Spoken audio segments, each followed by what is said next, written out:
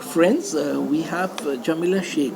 She lives in Mumbai and she's today they're representing this University of Delaware. So it's about the admission process for Indians who wish to study abroad in US. And as we've been told, and we have their whole team who's flown in from US.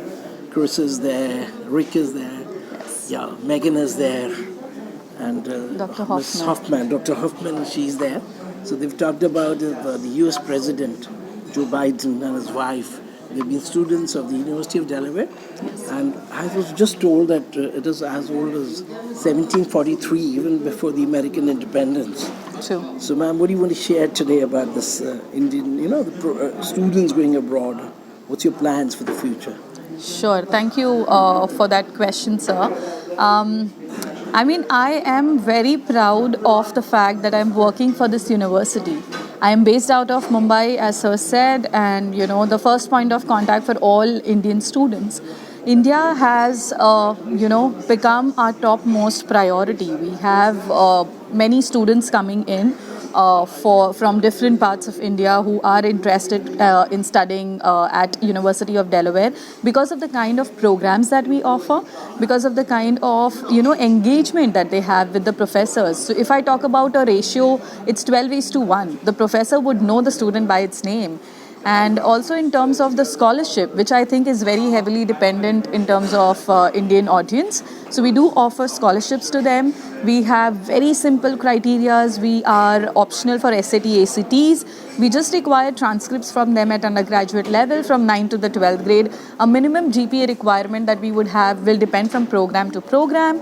But majorly it's 3.0 is what we look at, which is like 65% and above, which I think is fair for an Indian student. Yes. Like I am an Indian student and I scored that much. So yeah, I can definitely relate that to the rest of our fellow students.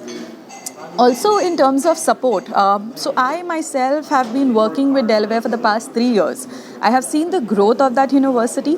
I've seen the potential the university has for Indian students because we also have an Indian association on campus where the students can definitely not feel that they're very far. Of course, they're far from the family, but there are Indian families, there are Indian student association that can help them, if they need anything, if there is any support provided, there is a dedicated advisor for every student, in terms of helping them with as small as tying a tie, as small as getting involved with the rest of the students on campus. There are buddies who take you around, and also safety.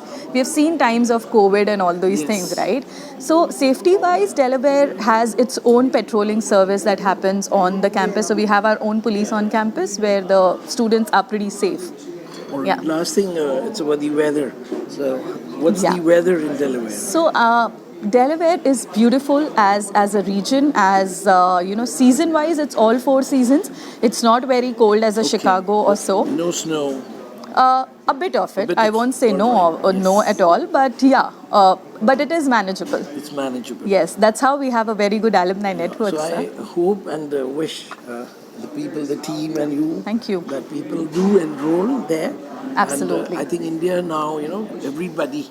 Earlier when the COVID happened, so it was like working from home and do online. Yeah. So now it's back to offline. Absolutely. And what better to be in a campus? True that. And, experience, that campus experience cannot be matched. But yes, for students who are, we have families, and this is a tendency of also thinking that kids are really young. So if you want them to do 1 or 2 years in India and then move on to the campus in the US, we can do that as well. We are actually working on such partnerships right now. And we are hoping to have more and more international and specifically my Indian students on campus. Yeah, and my last question, in fact, I wanted to put it for Dr. Hoffman. Sure. But I said, I was told there were over 250 Indian students. So what's the ratio of girls and boys? How many girls? Okay, so particularly giving you a ratio, sir, I think it would be a 60-40 or maybe a 70-30 in terms of girls and boys. Majorly for engineering, because India, we are very, very heavy on engineering and business programs. And we had the similar kind of, alumni meet and greet that happened in Hyderabad and Bangalore. I met a few of them. In fact, there was a gentleman Two of them, studied in the same campus, in the same college, but they never met. And both of them are based in Bangalore. All right. So when we Wonderful. had this alumni network, they came in, the way they were gelling up with each other after so many years, it's so beautiful to see all that. When you were telling about Hyderabad, so I felt, because a lot of people who've studied abroad, they tend to leave their jobs and they come back to India and they take up some position like agriculture, whatever. it is. Sure. Yeah. So thank you, Jamila, for speaking to us. Thank you. This is Sanjay Agarwal. Thanks. Thank you so much.